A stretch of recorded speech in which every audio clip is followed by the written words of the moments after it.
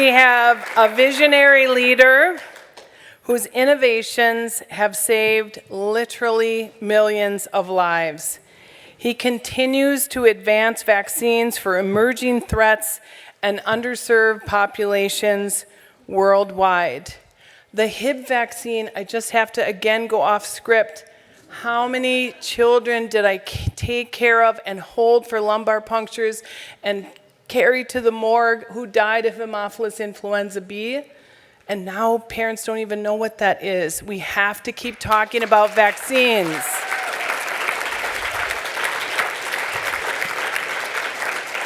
Everyone, please join me in congratulating this year's recipient of the Maxwell Finland Award for Scientific Achievement, Dr. Rino Rappuoli.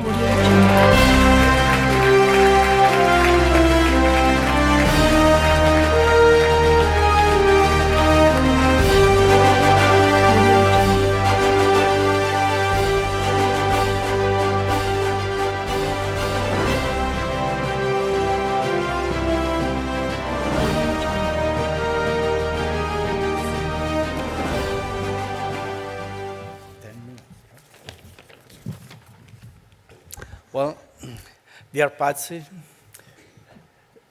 dear guest, it is an incredible honor for me to receive the Maxwell Finland Award for Scientific Achievements from the National Foundation of Infectious Diseases. Before I tell you more about my views on infectious diseases, I would like to thank the many people that through the years have made possible the work that is recognized today by this award. First, I would like to thank my family that has been patiently supporting me over the years. I would like to thank my sons, Simone and Paolo, and their families, and my wife, Angela, who supported me until recently when she passed away.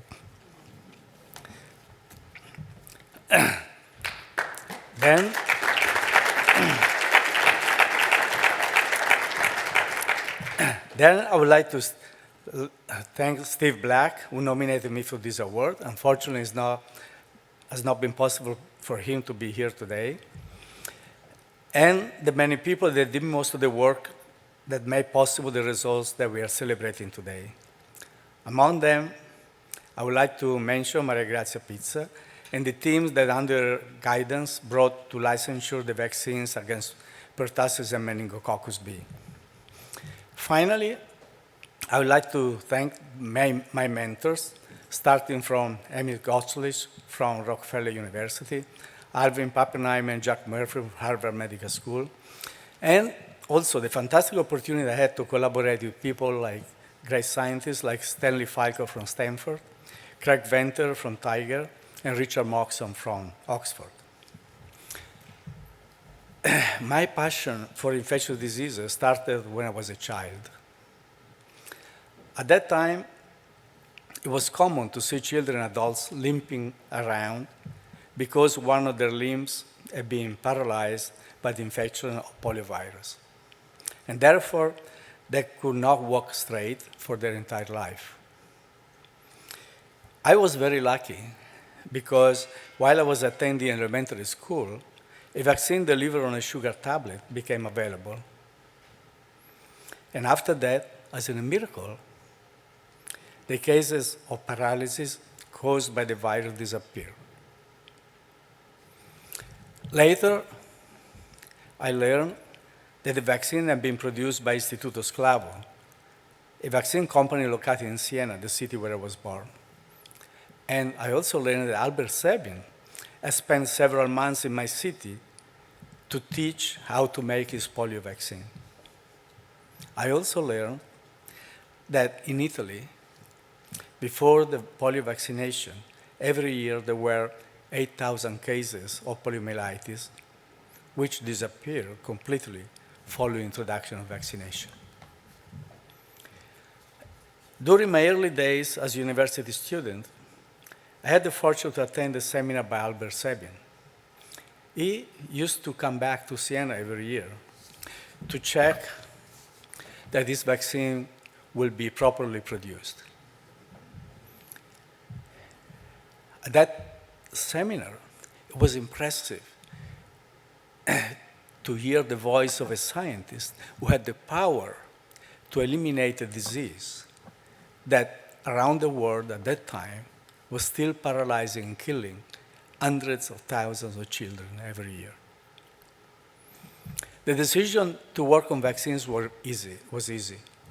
I had the fortune to have a company making vaccines in my city and the opportunity to learn from mentors like Emil Gottschalk at Rockefeller University, Alvin Pappenheimer, and Jack Murphy at Harvard Medical School. And from them, I was introduced to CRIM-197, a mutant of diphtheria toxin that was completely non-toxic.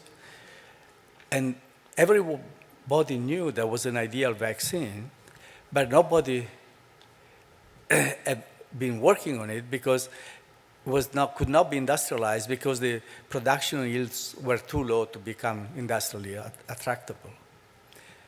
My first job was to engineer bacterial strains which would produce CRIM-197 at the industrial scale, and that made possible for CRIM-197 to become the molecule of choice for all the conjugate vaccines, and against Haemophilus influenza, meningococcus, pneumococcus, which were developed in the following years.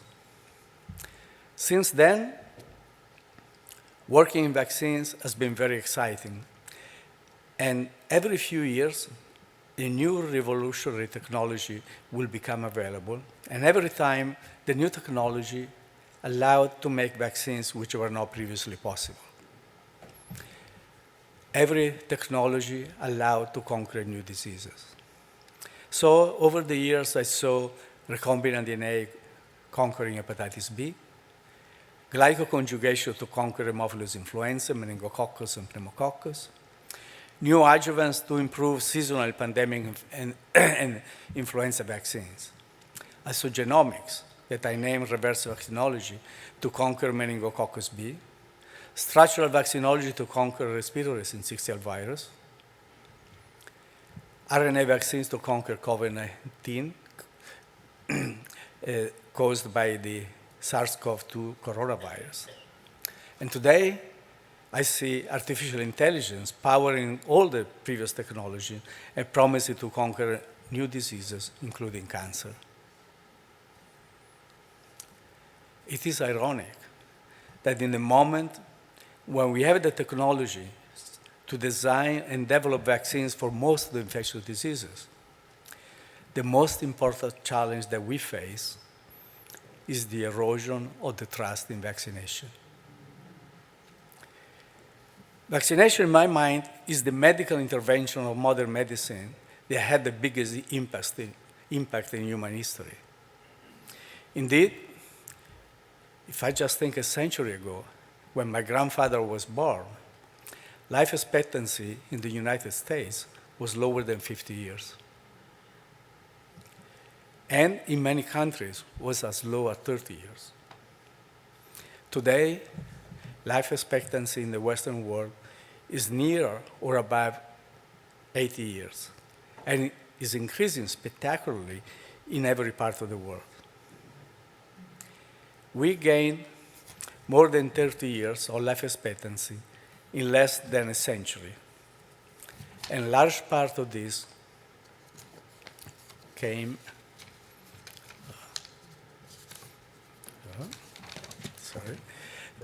a large part of this came from conquering infectious diseases through vaccination and hygiene, which together eliminated most of the infant mortality. Now, it is difficult to understand why so many people do not realize they are going to live for 80 years or longer and enjoy their life with their families and friends thanks to the prolonged life made possible by vaccination. Perhaps they do not understand the power of vaccination because they were born when vaccines had already conquered many diseases. And they are never seen, like I did, friends or family members paralyzed or dead by an infectious agent.